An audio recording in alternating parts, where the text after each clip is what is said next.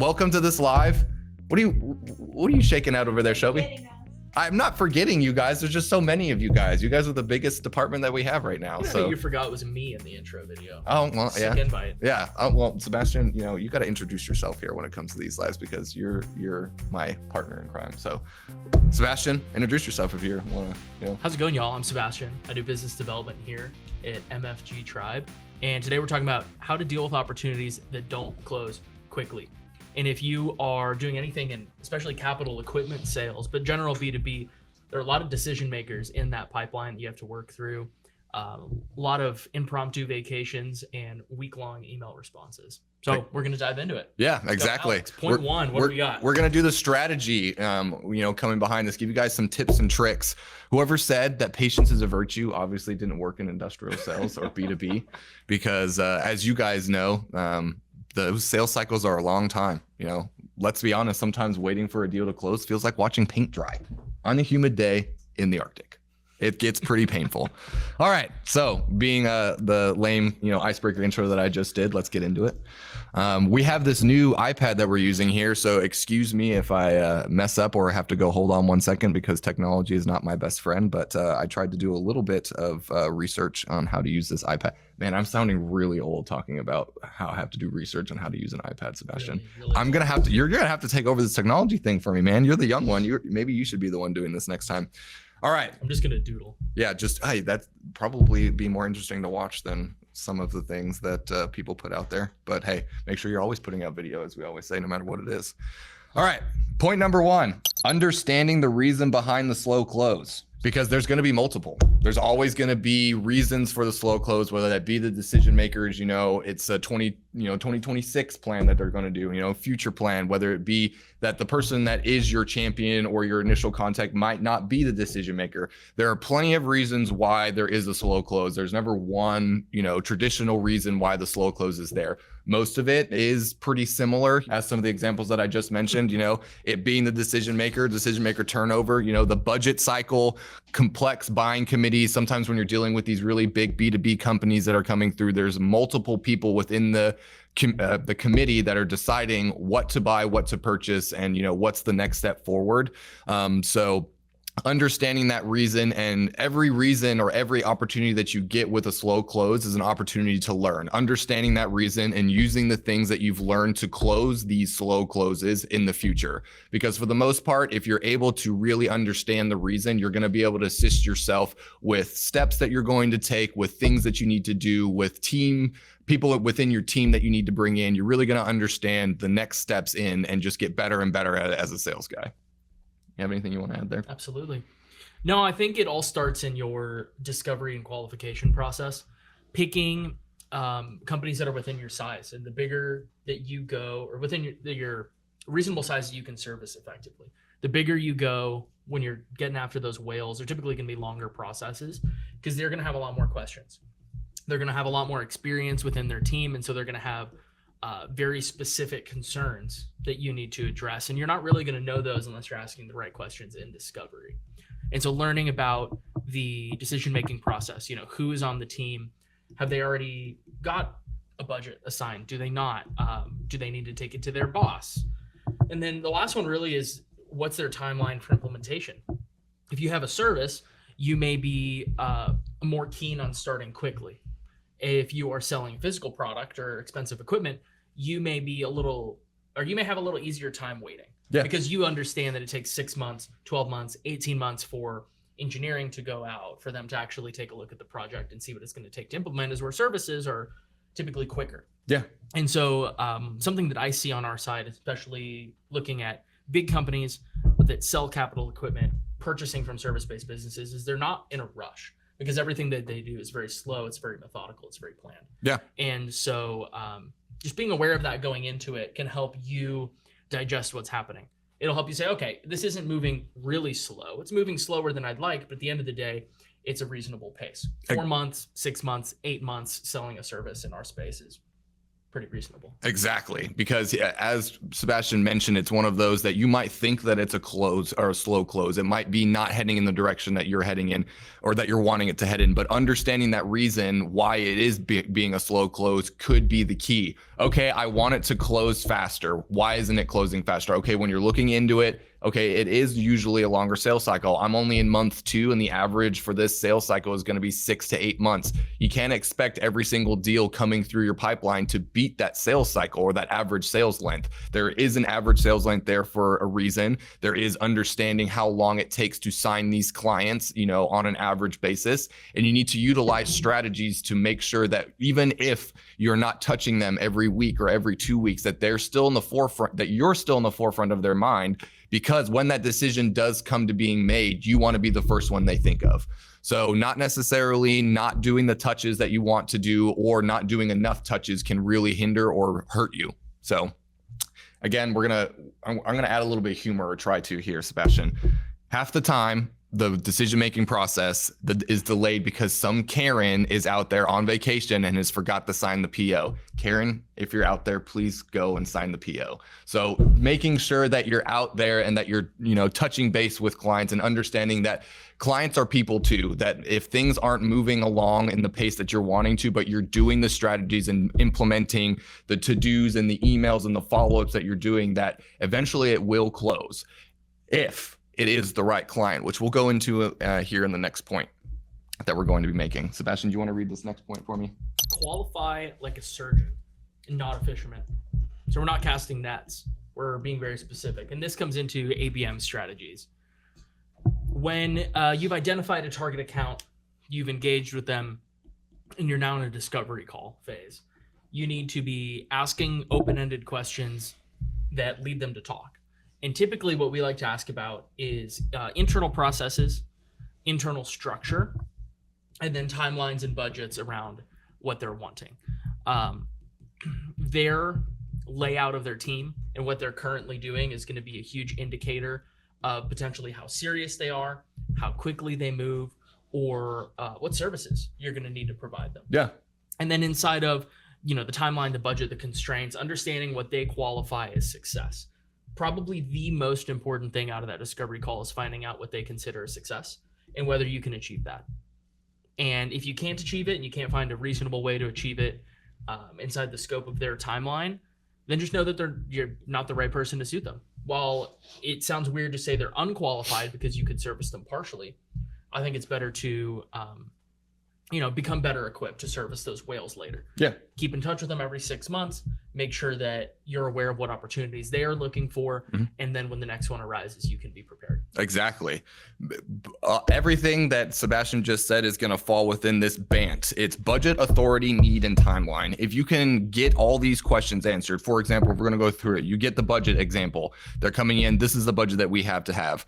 If you are selling capital equipment, if you're selling a service, no matter what you're selling, if they come in and they're drastically beneath, anything that you're going to be able to assist them with, you need to let them know that. If somebody comes in and they're trying to buy, a machine and they only have $100,000 budget and your cheapest machine that you're selling is $400,000 to $500,000, they're not going to be a fit. That in and of itself right there is a way to make sure that you're qualifying actual clients that are going to sign, not qualifying these clients and going and moving them through the process, even in your heart of hearts, knowing that they're not going to be able to afford my services, or if they are, we're going to have to discount things. We're going to have to do a lot of extra that isn't really worth the money. You also have to sit there as a salesperson when you're qualifying and go, is this an opportunity that we can be successful at, and that the company that I'm representing is going to be able to to excel? Because if you're going to sign up a client and you're not going to be able to at least excel or be above average, you're not going to be a differentiator, and they're not going to come back to you.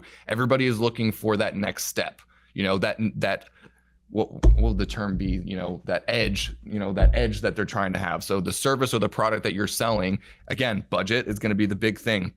won't go into that too much. I guess I'm going to get on my horse about budget just because sometimes people come in and, and sometimes as a sales guy, you're going to have to be the one that's going to have to tell them, hey, if you might be one of the first people that they're coming and talking to, whether it be a service or one of the capital machineries that you guys are selling, you might have to tell them, look, no matter where you go, it's not going to fit. So you might need to go back and readjust your budget, and being honest with them and open with them and telling them that builds that sense of trust as well. Yeah. So going into the authority aspect of it, he touched on it, making sure that the people that you're speaking with are either the decision makers or they're able to assist in the decision making aspect of it. If someone's coming in, you have some people that are reaching out as a sales guy that when they come in, they're trying to help assist them and they're trying to help you sell to upper management. So identifying those and understanding that, okay, this is a lower level that's not a decision maker, something that I'll need to nurture and probably put more effort into because I'm going to need to meet the authoritative figure eventually.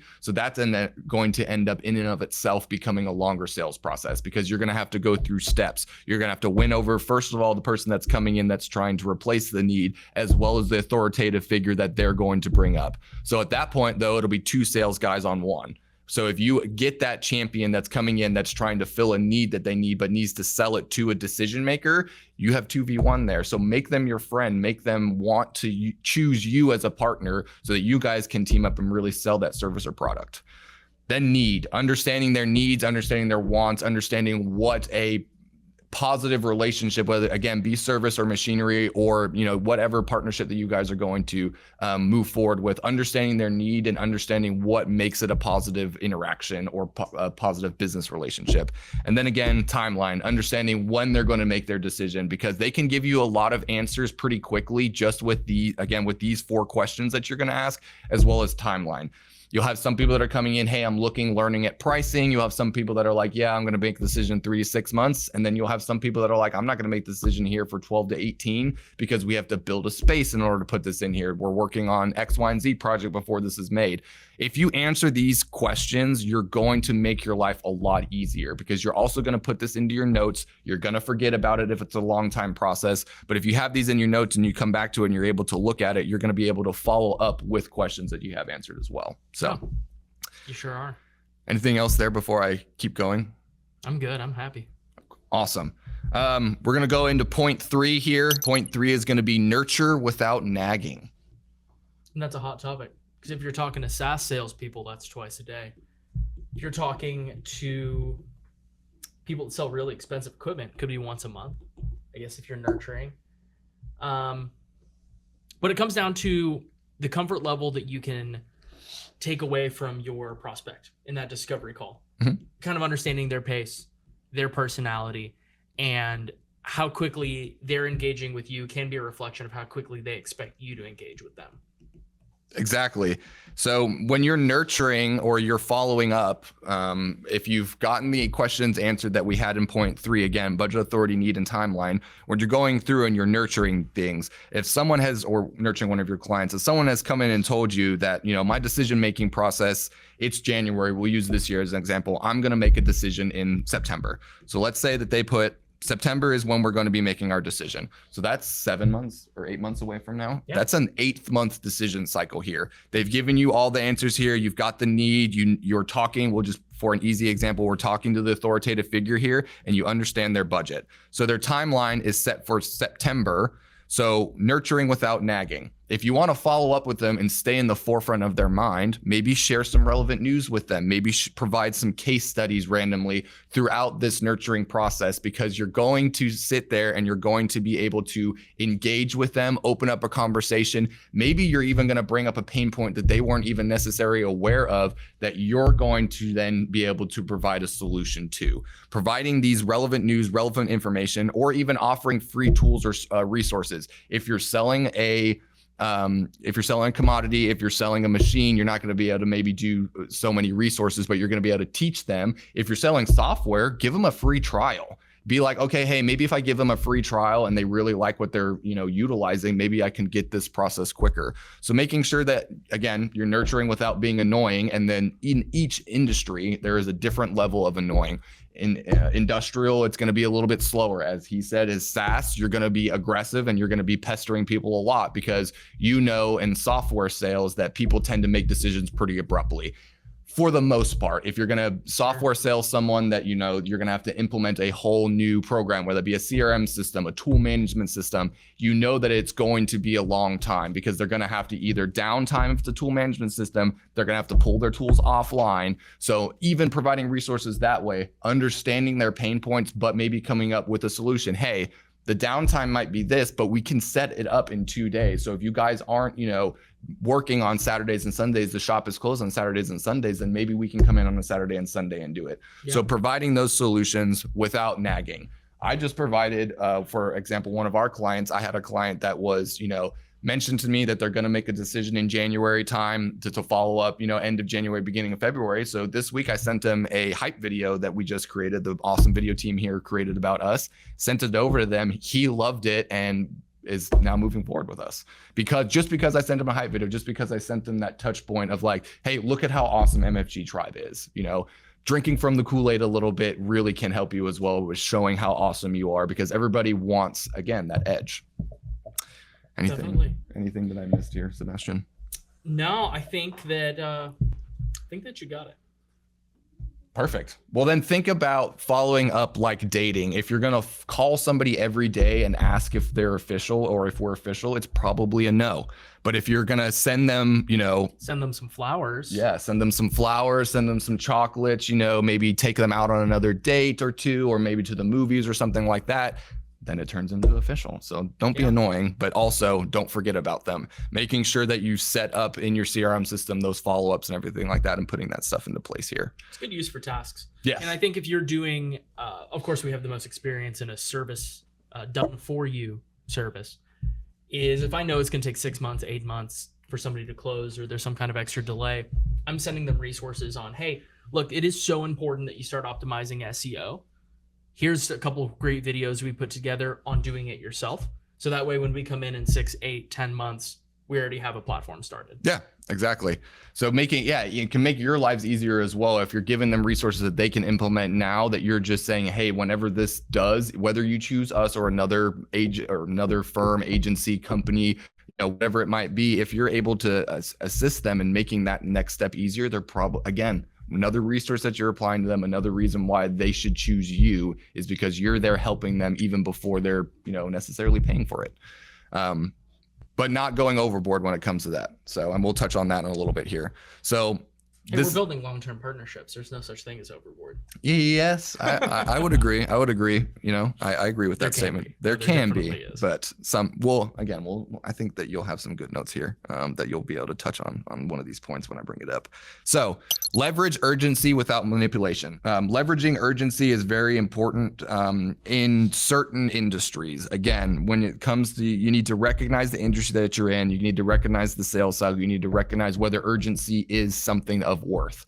Sales or a software SaaS, definitely urgency worth it. Maybe sometimes going into machinery and some of these service-based things that are more time consuming, maybe urgency is not the best use of either your strategy or your time, because they're just going to come back with you and be like, dude, I told you 6 months from now is when we're making the decision. You offering me 10% discount if I make the decision in 4 weeks is just going to annoy them. And it's also going to get to the point where they're not going to trust you. They're just going to be like, all this guy is trying to do is sell me. But having that urgency, we all know working with software that there are times, end of quarter, end of month, that discounts are thrown out a little bit more and you have a little bit more ability to give clients discounts.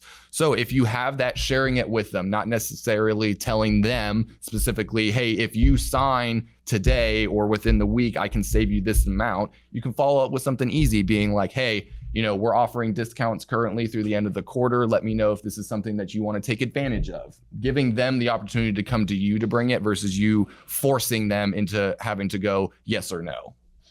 So let me write this down. Is there anything that you wanted to touch while I write this down? Sure. Is it the only way to create urgency without manipulation isn't just discounts? There's a lot of ways to go about it. And again, starting in our rooted discovery call, our favorite thing to go back to, whatever you can learn about why they're searching for it. If it is they're losing money or they're not taking advantage of opportunities, there is an opportunity cost to not starting with you, whether that's starting with a service or buying your equipment, and finding ways to highlight that. I think case studies are a great one. If you're selling machinery, you can say, look, you could produce this many more parts per day, hour, week, whatever that metric looks like, and showing them actual data behind it of like, look, you are leaving money on the table by not implementing this sooner. I'm here whenever you're ready to move forward. I just want to let you know what this is costing you an opportunity. Yeah, exactly. You know, especially if you're doing a service, you know, we use our marketing services as an example just because it's something that we deal with on a day-to-day basis. But, you know, marketing, for example, if someone's going, hey, we're going to make a decision in 3 to 6 months because we want to have, you know, X amount of money, or they share with you, we want to have X amount of leads and X amount of new business coming in by the end of the year, and we're going to make our decision in 3 to 6 months. Pushing that urgency of, okay, if you're going to have these large, lofty goals, reminder that marketing is not a turn it on, everything's going to come on kind of thing. It is a step process. We have to develop strategies. We have to implement these strategies. We have to let the machine start moving before things come in. Same thing when it comes to a machine. If you're selling a machine and they're like, hey, at the end of 2025, I want it set up and running because I have this deal that's coming in, making them understand, hey, okay, the purchasing, you know, time is going to take this amount. If it's a custom machine or custom product that they're doing, it's going to take this amount of time for me to build it. So creating that sense of urgency, because they might not be aware of all the roadblocks that are in place, and making sure that you share those roadblocks as soon as you realize that they could be a potential with them, so that they understand things can assist you. Because then they start going, okay, if we realistically have to have it by here, we might need to move our timeline forward. So, yeah. Oh, I'm erasing things here. So again, discounts are not always the best, because sometimes if you give discounts, they're going to just expect that the discount's going to follow whenever they come on full, or if it's just going to continue. If you're offering them a discount, make sure that it's a discount that's worth their while, as well as not going to put you and your company in a predicament that if they do decide to stay on 5, 10, 15 years, that you're not going, well, I signed them on at this price and realistically I shouldn't have, because now we're losing money on it. So again, coming back to this, qualifying like a surgeon, not a fisherman. Make sure that their budget can fit within what you guys are doing, so that you don't have to offer those discounts. Because if every single deal you're coming across, you're having to offer discounts to, you're not qualifying the right clients. Or your product isn't as good as it should be. Yeah. Price point needs to be reevaluated. Yeah, and sometimes as a sales guy, you're sitting in those positions where you realize, hey, maybe the thing that I'm selling is, you know, not the greatest thing. Maybe we need to reanalyze some things. And sometimes you bringing that, even if you are a lowly sales guy, you bringing that to attention of leadership. Yes, half the time they're probably gonna sit there and go, the tough stuff. That's what we do. That's how we sell it. Other times you might be able to bring it and they might recognize, okay, maybe we do need to take a look at it. And then you are going to be seen as the expert, and you are going to be seen as somebody that brings value to the company, and maybe you'll get, you know, promotion out of it or something like that. So depends on how often you're getting a price objection. Yes. Occasionally people are going to price shop. They're never going to be your best client because they're looking for the cheapest possible thing. If every objection is price related, could be an indicator. Yeah, a very strong indicator, especially if research your competitors. Yeah. See what they're charging, see what you're being compared to.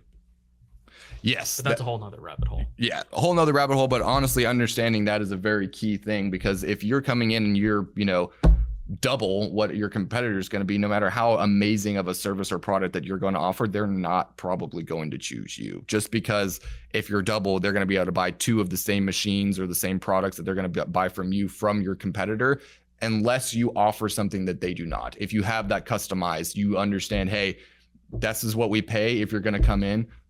Waving at Kyle right there. If you're going to come in and you're going to have you need a customized, you know, machine or product or whatever it might be, again, service, that you need to understand that your needs and your budget don't meet. So again, bringing those roadblocks in place is important. I feel like a toddler in daycare. With it, you know, when they would drop you off at the gym, daycare, your dad to go work out. Oh, and then he comes by and he's like waving at you through the glass. That's what it feels like with Kyle. That's sitting in his seat. Yeah, that's a very accurate. You know, that's actually a very accurate description. It's, hey, there's Papa over there. So going into the power of multi-threading. We've talked about this a decent amount in lives before. The power of multi-threading, getting multiple decision makers, getting multiple people that can assist in the decision-making process to have that, to build those relationships, to have the threads, to have multiple people attached to threads, to send these resources to multiple people. Because guess what? If person A gets fired or is sick or goes on vacation, you have plan B, C, D, however many decision makers or however many people that you form these relationships with to fall back on.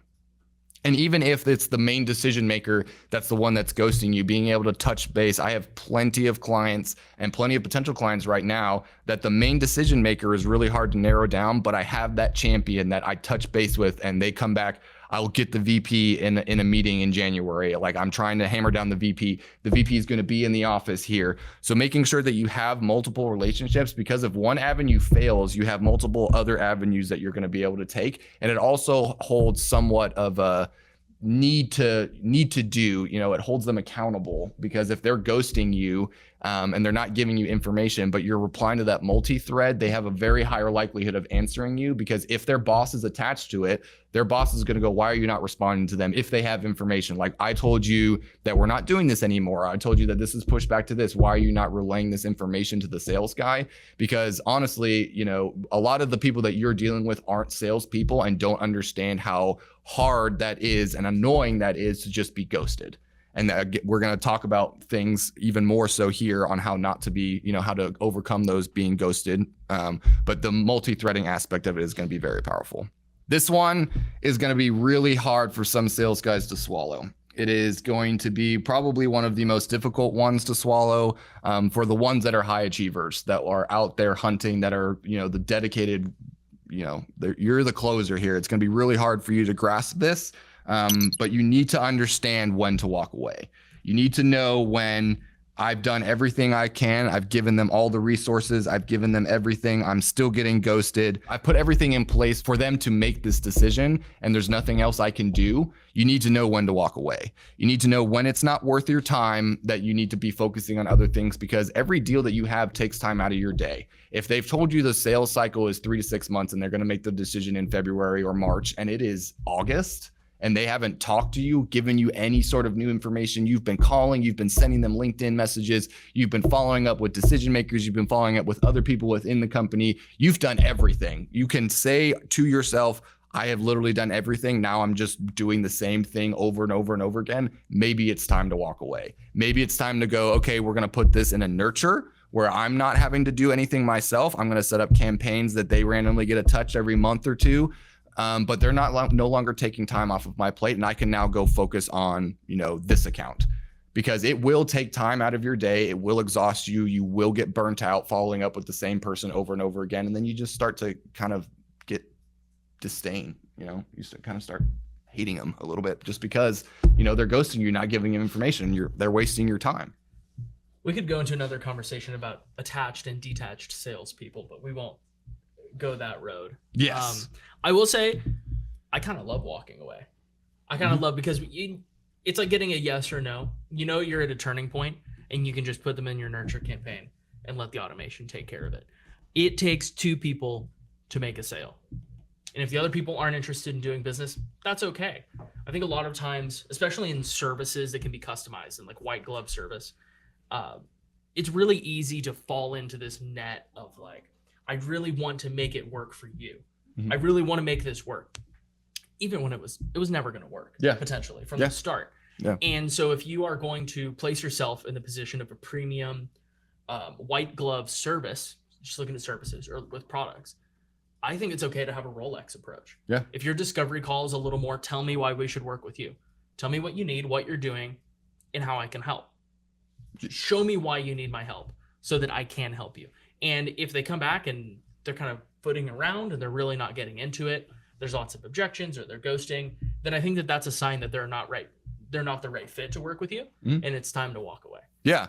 So develop a disqualification framework. Develop something that where hey, maybe you have 3 strikes, maybe you have, certain red flags that you're coming across, and once they hit that barrier, you give them 3 strikes. You go, okay, if I'll following up, called them for a month straight. That's 1 strike. They haven't responded to me after 2 months. That's 2 strike. Have some sort of framework where you go, okay, once they reach this point, I move them along, no matter what it is or who it is, no matter how big the deal is, no matter how small the deal is. Once it gets to this point, I know I've done everything that I can as a sales guy, and I'm just wasting my time at this point and wasting effort and just becoming annoying now. Then let's move them over. Let's move them into those nurture campaigns. Because again, forgetting about them and not setting up those nurture campaigns is not acceptable. As a sales guy, no matter what sale, I'm not saying forget it and walk away and never talk to them again. Put them in those nurtures, especially if you've quoted them. If they have a proposal in their hands and you've quoted them, even if you haven't, putting them in those nurture campaigns, because if the need does come back around and you've been nurturing them,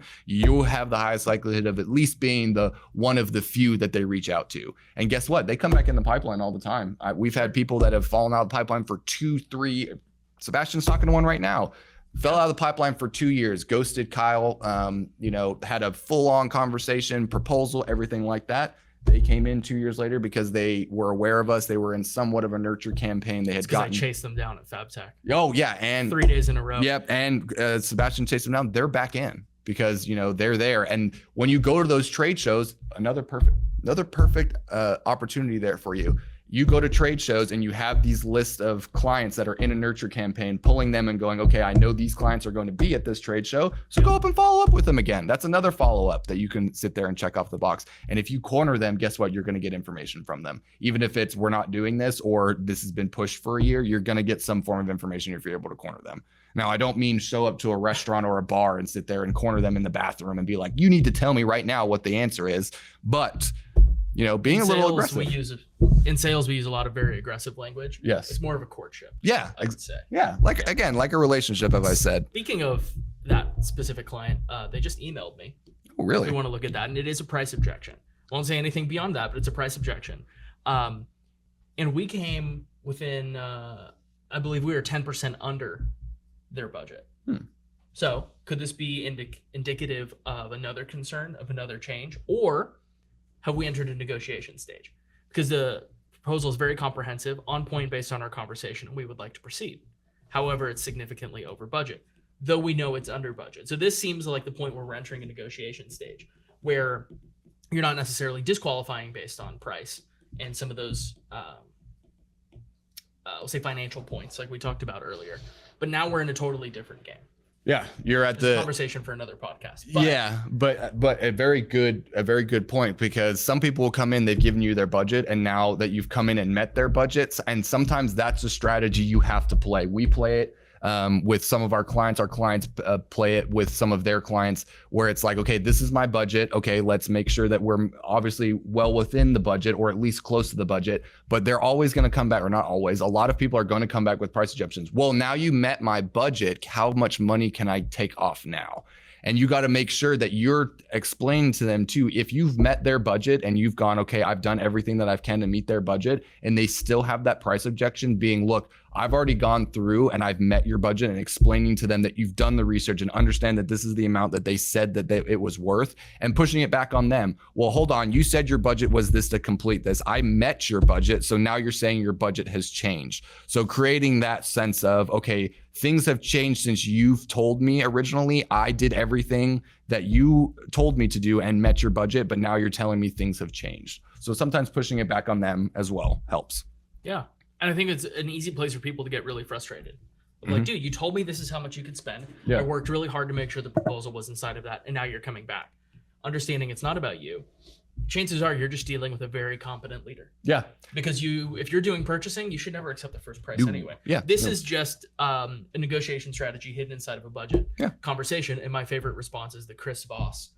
How am I supposed to do that? How am I supposed to do that? Yeah. And then let them answer, because chances are they're going to come back and go, oh, well, we did tell you this price, but this, but that, but the other, and they'll give you other places, other holes in their armor. Yeah. And if you've met everything, that they're needing to do to that price objection, if they've given you the budget, shouldn't really even be an objection again. So they will obviously come back with it, but pushing that back, well, going back to here, I've met your budget. I'm talking to an authoritative figure. Your needs are met by the product service that I've outlined within this proposal, and it meets your timeline as well. So now it just seems as if you're coming at me to negotiate, and sometimes you have to play the game. It is a game. Sometimes you got to play it, and you got to understand when to play it and when not to play it. We've had it where we've had clients that have come in and gone, okay, this meets everything. What can you do like to sharpen your pencil? We come in and we go, realistically, nothing, because you're paying for the expertise. You're paying for everything that you said that you were willing to pay for and needing to get done.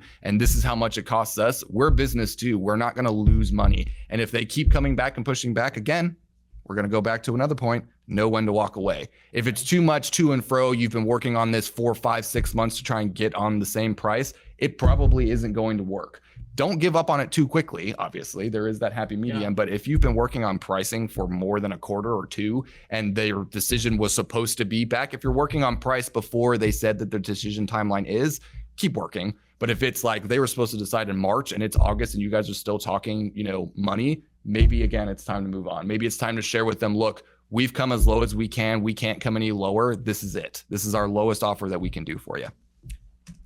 Sometimes, and this comes in too with like ghosting, long responses, not getting you direct responses, sort of floating around answers. How they interact with you during the sales and discovery process is going to be how they interact with you when you're working together. And so if you don't like their approach to communication, how they approach negotiation, their response times, things like that, when you are trying to provide them proofs for a service, whether you're doing creative or otherwise, it's going to be the exact same story. And so that could be indicative of a client that's not worth signing, even if everything else lines up. If it takes them 3 weeks to respond to every single email, you don't want to sign them, because that is going to destroy your creative process. And it's going to make it really hard to get your services out for them. Yeah, exactly. And understanding that as well, there is a flip side to that. Understanding like, hey, maybe if you're dealing with engineers, maybe if you're dealing with somebody that's in the field most of the time, that, hey, this is, something that if you might have a service or a product that you guys offer, that is a normal thing. Making sure that you open up the lines of communication even further, maybe getting that cell phone number, maybe getting somebody that you can text so that it might not be their fault that they're not responding to you. So making sure that you understand that as well. Because if it is, as Sebastian said, it's not going to be worth your time. But if it is something that you can work around and it's like, hey, I don't check my emails daily. Sometimes we have clients that don't even check their emails weekly because they're so busy doing other things, whether that be in the field, whether that be that, they're not sitting in front of a computer all day. They're, an engineer that's in the plant doing something, or they're creating the product, or they're creating the service, or they're a CEO that's constantly traveling, doing deals, doesn't have time to realistically sit there until he gets home from work or gets home to his hotel at night to look at things, and he's only going to be looking at high priority things. So making sure that you have some things put in place that can get around that or understand why that they're taking so long to respond. Understand that you may not be their highest priority. Yeah. And find a way to make yourself their highest priority. Yeah. You're not the main character until you show why you should be the main character. Until you pull the sword from the stone. Yes. Yes. So maintaining momentum without exhausting yourself. So going through all of this seems like a lot of steps that you're going to be taking when it comes to following up, but making sure that you're maintaining your momentum, being able to do everything on a daily basis without burning out, because you can be as productive. You can come in and go, I'm doing this, and you could be doing it for 2, 3, 4 weeks and you burn yourself out. We are humans. There is only a certain amount of brain capacity, a certain amount of heartbeats that our bodies will take in our lifetime, certain amount of blinks that we do, there is only a certain amount that we can do. So making sure that the effort that you're putting forth is in the right avenues. Touching back to a lot of the things, knowing when to walk away, the leverage without manipulation. You need to understand that things are not always going to work out the way that you want to. Take those hits and keep going. As what's the famous quote? It's not how hard of a punch you can take, it's how you get back up afterwards. Something like that. Yeah, it's something like that. It's how you set your tasks afterwards. It's how you set your tasks afterwards. You get that we're not doing this now. Your pipeline's not looking as full as you want it to. Go out there, be hungry, understand this is the amount that I can do every day on a consistent basis. That doesn't mean, work 6 hours a day because that's all I can do and I have to have this.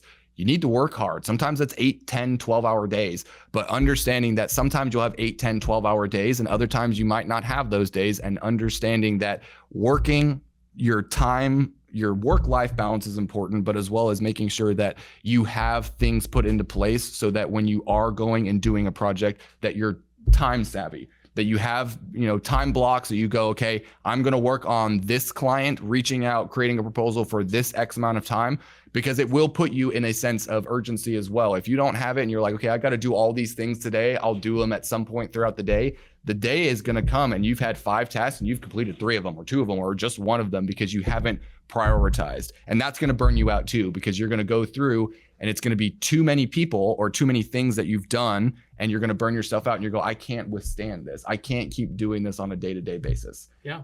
But also understanding, and we're going into a little bit of a, I don't know how to philosophy. Okay. As an older man here, as an older person here, everyone's sitting here laughing. I think a lot of people are going to disagree with that heavily. Yeah. Well, I'm older than you think I am. Going into a little bit of philosophy here. I came from working from, doing 80, 90 hour weeks, Sure. From what I used to do. I used to be in government. I used to work for the governor of Texas, as I probably have said 10 or 15 times on these lives. I came from an 80, 90 hour week job.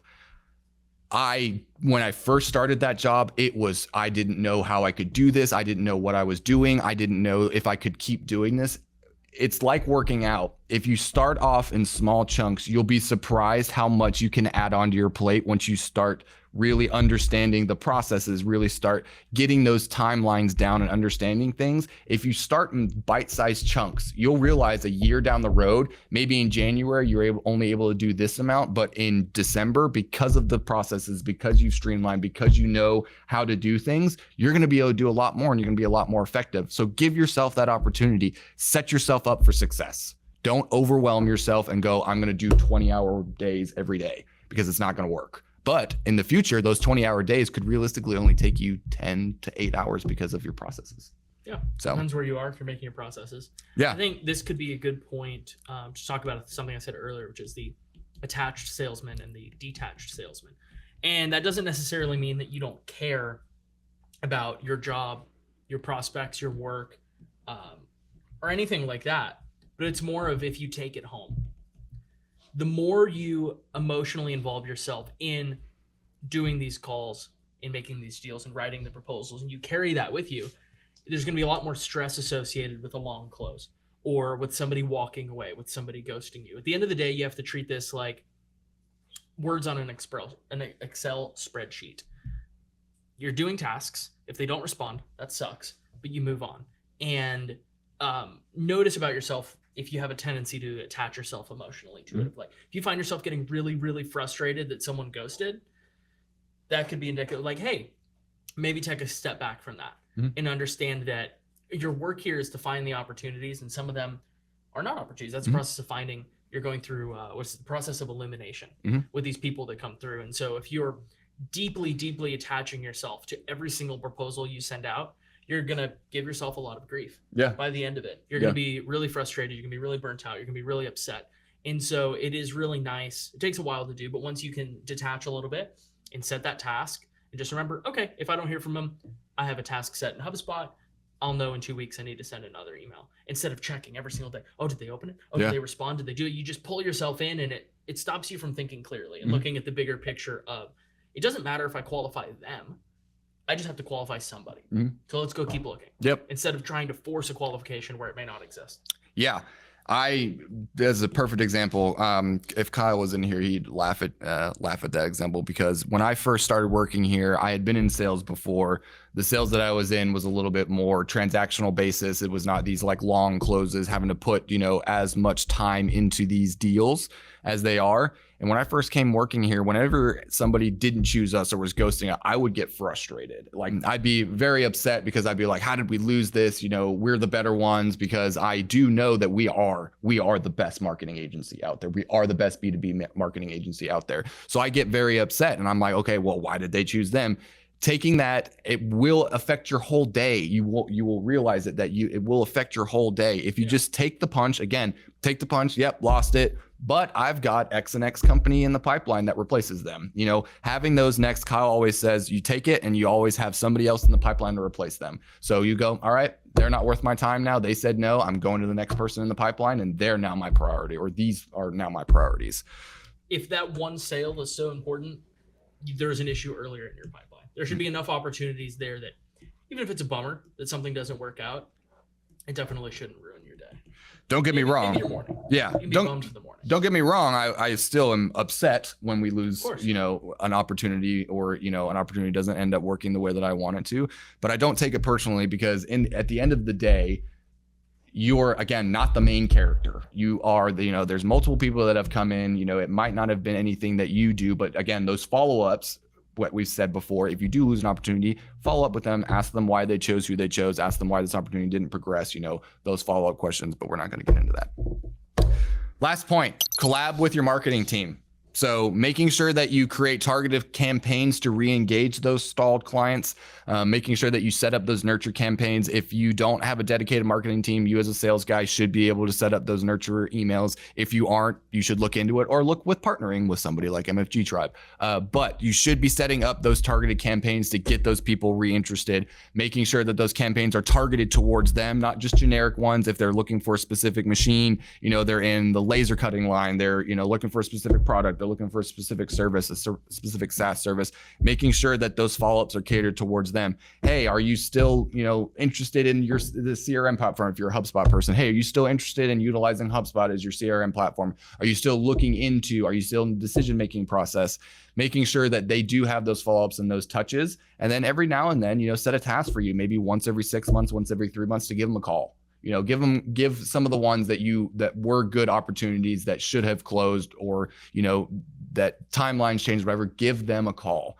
Be in their inbox, be in there, make it a little bit personalized as well, but don't make that something that you're doing every week. If you've sat there and gone, okay, these ones I'm going to walk away from, put them in the nurture. Yep. So again, collab with marketing. We're going to go into a little bit of a quick storytelling here. I'm going to let Sebastian kind of tell a quick story, and then I might tell one, or we might go into some scenarios that we could do here. But I'll let Sebastian kind of tell a little bit of a horror story here on how frustrating it can be. Yeah, this is just going to be back to my point about attached versus detached sales. And so I don't know if any of y'all know, my background's in photography. I'm a professional photographer. And starting out, of course, you're very, very emotionally attached because you're in a very vulnerable place. When you're sharing something creative, looks like Alex is going to draw a camera here. Trying to. Beautiful. And you're very emotionally attached to what you're providing. And you're giving them a piece of you. It's like, hey, this is my interpretation of your world. Not to sound too philosophical like that way, but hey, you're sounding. When you get into those really long sales processes with something you're very emotionally attached in, it can crush you at the end of it. When that rejection comes through, they go a different direction if they're not happy with it. And being able to take a step back and understand that, okay, this is just business. Mm-hmm. It's not me. It's not my art. It's not my service. It's not this thing that I poured my soul into. There's another reason. Mm-hmm. There's so many different factors on why someone doesn't end up going with you. They leave halfway through the contract. Tons of things that you can take and you can learn from. In my end, it's project management with contractors. It's very new, very early, and it's really hard to turn around and put your name on somebody. And so for some of you service people that are working with contractors, I think you can relate to that. Fortunately, we're all in-house. So if there's a problem, you just walk across the room and talk to them. But just making sure that you have yourself a little bit guarded, a little bit removed, and understand that when you sit down at that table to negotiate or to pitch your product, you're selling a commodity. Mm-hmm. You're selling something that they want or need, and that's all that matters here. You coming in about how passionate you are, how connected you are, or how important that widget is to you or that service is to you is where you really open yourself up to get discouraged for future sales. Yeah. Because a no should be a learning point, not a point to stop. Yeah. I'll touch on, I guess, a horror story as well. There's so many to go through. As a sales guy, we always have those deals that keep us awake at night that we think that we could have done better. We think we could have had a better pitch, had a better this, had a better that. One of the first deals that I ever did whenever I came into MFG Tribe and I was put in the sales position, they came through. They are a client of ours now, but when they came in, they started asking these questions. I was not able to, necessarily create as in-depth of a strategy for them as I am now. They have a lot of objections that they're doing that I wasn't, as strong or as well versed in to come up against. So, they ended up going, hey, I think that we're going to go with a different a different marketing agency. So they said that. So I came back to Kyle, kind of very upset. I think that I may have, bumbled the bag, blah, blah, blah, blah, blah. He starts taking a look at things and going, okay, hold on. Everything that has happened so far is rescue. You can rescue it. And when I say rescue it, I didn't necessarily mess anything up dramatically where it was like, okay, we shouldn't even go back at it. It was more along the lines of, okay, they didn't really know what they were asking for. And whoever provided them with the strategy that they got provided seemed to have answered all the questions. Luckily, I had been given a loose strategy of what the other company had addressed with. We came back, created a strategy that actually lined up with what they were needing and the to-dos that they needing to have. We provided that with them. They ghosted us there for a little while. They came back and were like, okay, hey, now we've rearranged or rethought. We've kind of looked at what the strategy that you've put in place with us. We would like to do this on a trial basis.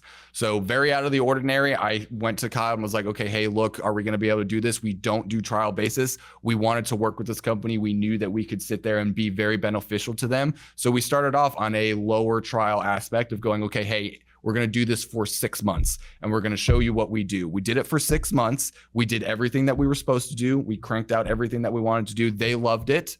But at the end of the trial period, they went, okay, we want to add these things into it.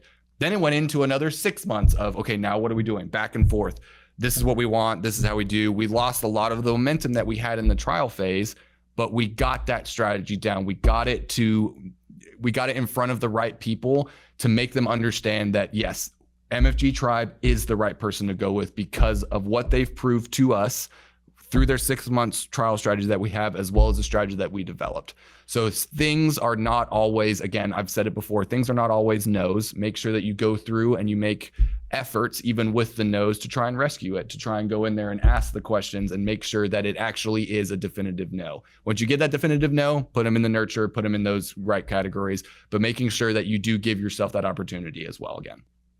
Yeah. So I think that's it, guys. I think we're done here. I've got a sales call that I need to head off to. It's 1. So Justin, was there anything else you wanted me to? That was great. Perfect. Justin's giving me the thumbs up. That means that I did good.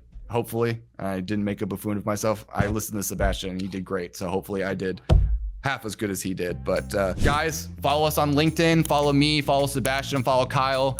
If you are on YouTube, make sure that you're subscribing down below as well. Put those alerts on. Follow Kyle, Milan as well on YouTube. Follow us on any social media platform that's out there. We'll see if we're out there on TikTok after this whole thing goes down. So fingers crossed for everybody out there that's making money on TikTok that it works out for you. But we'll catch you guys on the next one. Have a good one. Later.